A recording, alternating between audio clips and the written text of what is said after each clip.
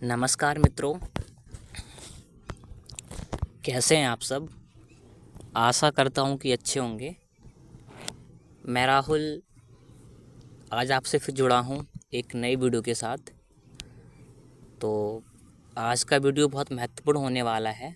हमारे चैनल पर एक वीडियो और अपलोड है, तो अगर आपने वो नहीं देखा है तो उसे भी आप देख सकते हैं।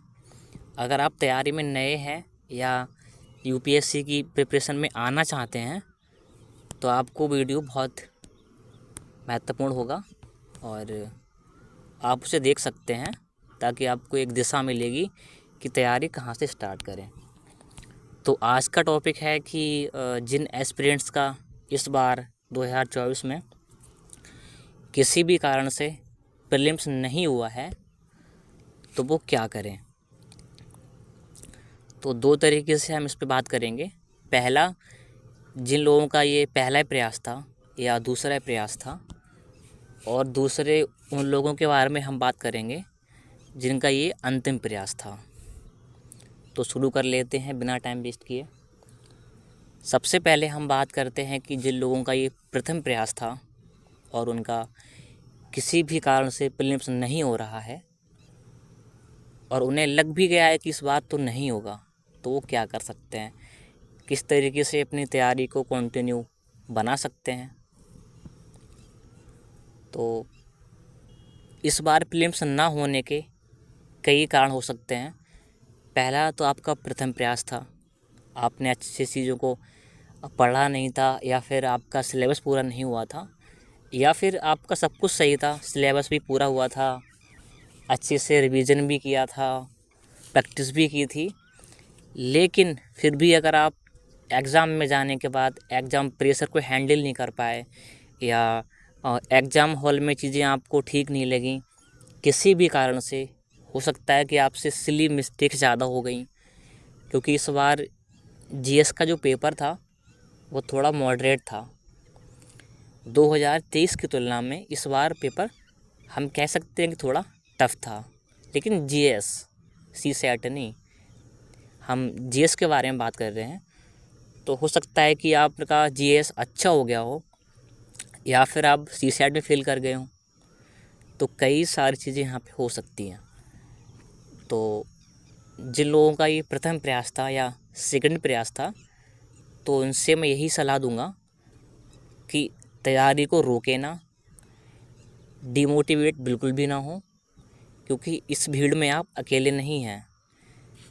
लगभग 3 से 4 लाख लोगों ने एग्ज़ाम दिया होगा, जो हर साल ही देते हैं। उनमें से लगभग यूपीएससी 10 से 12 हज़ार लोगों को ही चुनेगी, और किसी भी कारण से अगर आप उसमें नहीं शामिल हो पा रहे हैं तो अपने आप को किसी से कम ना समझें। हो सकता है अगली बार आप बेहतर कर जाएं। और कुछ लोग ऐसे भी होंगे जिनका जीएस तो कट ऑफ पार हो जाएगा, लगभग उन्हें अंदाज है कि 90 प्लस या 100 प्लस भी मार्क्स लेके आ रहे हैं, लेकिन सीसेट में फेल कर रहे हैं। तब भी अपने आप को कम ना समझें, क्योंकि इस बार का जो सीसेट था वो इजी नहीं था। सारे टीचर्स कह रहे थे कि मॉडरेट था, बहुत से एस्पिरेंट्स भी कह रहे थे कि थोड़ा इजी था, लेकिन पेपर मैंने देखा था, इस बार का जो पेपर है सीसेट वाला स्पेशली, वो मुझे पर्सनली लगा कि 2023 की तुलना में वो थोड़ा टफ़ था। क्योंकि यार बहुत सारे एस्पिरेंट्स ऐसे थे जो सिर्फ कॉम्प्रिहेंशन के भरोसे गए थे, और कॉम्प्रिहेंशन से भी इस बार इस तरीके के पूछे गए थे कि फ़िलोसॉफिकल एग्जम्पशन वाले क्वेश्चंस बहुत पूछे गए थे, जो इजी नहीं होते हैं। हालांकि प्रैक्टिस करने वाले जिनकी एक्यूरेसी बढ़िया थी, जिनके 25-26 में से 20-21-22 तक क्वेश्चन भी सही हो रहे थे, ऐसे लोग भी मेरे परिचय में थे। जब उनसे बात की मैंने, तो मुझे पता लगा कि यार इस बार तो कॉम्प्रिहेंशंस भी इजी नहीं थे। और टीचर बहुत से ऐसे मान रहे थे कि यार पेपर लेंथी नहीं था, तो ऐसा भी नहीं है कि लेंथी नहीं था यार, क्वेश्चंस इतने टफ थे कि 2-3 बार पढ़ के भी समझ नहीं आ रहा था कि क्वेश्चन पूछ क्या रहा है। अब मान लो 23 के पेपर में क्वेश्चन चाहे कितना भी लंबा था, बट एक बार पढ़ने के बाद हम समझ पा रहे थे कि आखिर चीज़ें पूछी क्या जा रही हैं। लेकिन इस बार तो 2 से 3 बार पढ़ रहे हैं क्वेश्चन को, फिर भी समझ में नहीं आ रहा है कि पूछा क्या जा रहा है। तो हमने किसी चीज़ को 4 बार पढ़ा और किसी को 1 बार पढ़ा, तो टाइम सेम लग गया ना। वो छोटी थी, वो बड़ी थी। तो ऐसा नहीं है। सीसेट लिटरली टफ था, और हो सकता है आपके कुछ पड़ोसी या मित्र या फिर रिश्तेदार कह रहे हों कि तुमसे नहीं हो पाएगा, तो यार उनकी बातें बिल्कुल ना माने। अभी तो हमने शुरू ही किया है, आगे परिणाम अभी और बेहतर हो सकते हैं। तो आई होप कि आपने 2-3 दिन रेस्ट कर लिया होगा, अब फिर से तैयारी में लग जाएं और 2025 के लिए सीरीज अटेम्प्ट की तरह देखें कि इस बार करना ही है। तो ये तो एक स्ट्रेटजी थी, जिनका पहला अटैम्प्ट था, दूसरा था। अब हम बात करने वाले हैं जिनका लास्ट अटैम्प्ट था और इस बार भी उनका प्रीलिम्स नहीं हुआ। तो यार मैं उनसे यही कहूँगा कि सबसे पहले तो आपने इतना हौसला रखा, जो दुनिया का दूसरा और भारत का पहला सबसे टफेस्ट एग्ज़ाम आपने दिया, आपने निरंतर प्रयास किया।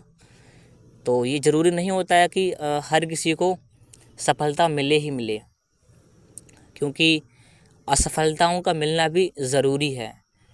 और असफलता जब मिलती है तभी हमें सफलता का मज़ा आता है। अगर आप किसी भी कारण से सफल नहीं भी हो पाए हैं और आपके अटेम्प्ट ख़त्म हो चुके हैं, तो निराश बिल्कुल भी ना हो। ऐसा भी नहीं है कि अगर यूपीएससी करके आईएएस नहीं बनेंगे तो जीवन चलेगा नहीं।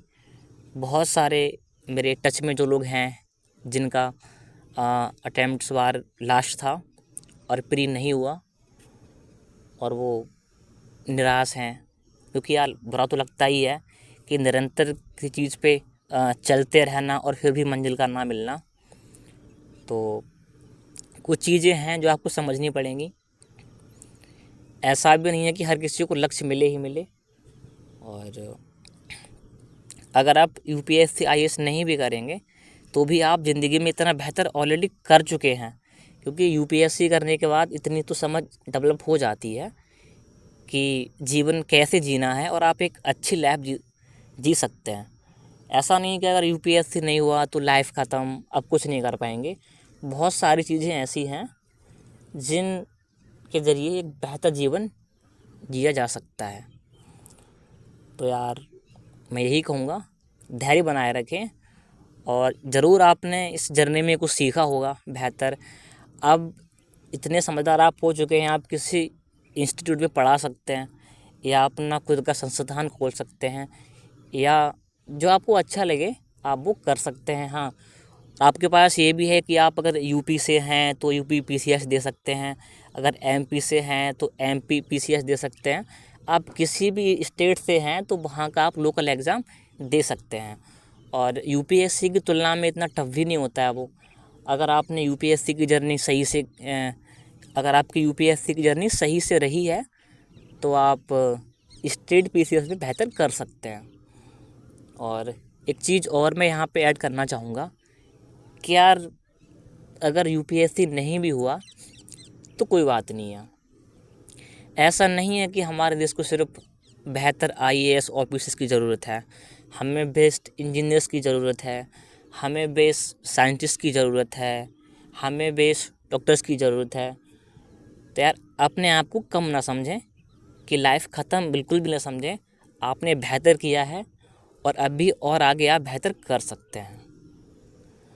तो ये रही बात, हमने जिन लोगों का पहला प्रयास था, दूसरा था, जिनका लास्ट था, तो उन लोगों के बारे में बात की।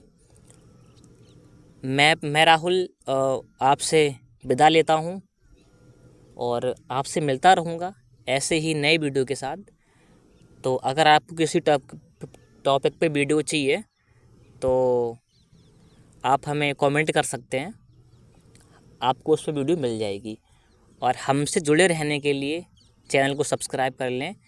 सब्सक्राइब करने के बाद नोटिफिकेशन बेल को ऑन कर लें, ताकि हमारी जो भी अपडेट रहे वो आप तक सबसे पहले पहुंच सके।